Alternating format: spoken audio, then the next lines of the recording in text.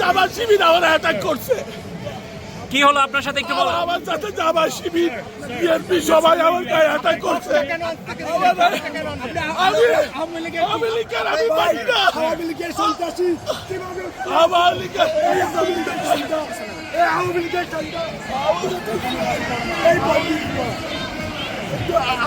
সন্ত্রাস চিলাই আপনার সাথে কি হলো? আমি আওয়ামী লীগের প্রেসিডেন্ট। আমি তখন হাঁটি যাচ্ছিলাম, ওরা আমাকে সবাই মিলে আমাকে। আপনি কি এই জায়গাটা বুঝতে পারেন না? এখানে যে আমি বুঝতে পারি নাই, আমি বাংলাদেশের ফ্ল্যাগ ছিল আমার।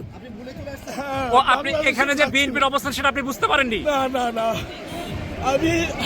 আপনি বাংলাদেশি ফ্ল্যাগ ছিল আমাদের সবাই। আপনার নাম কি? আপনার নাম কি? আমার নাম জেডাই রাসেল। থাকেন কোথায়?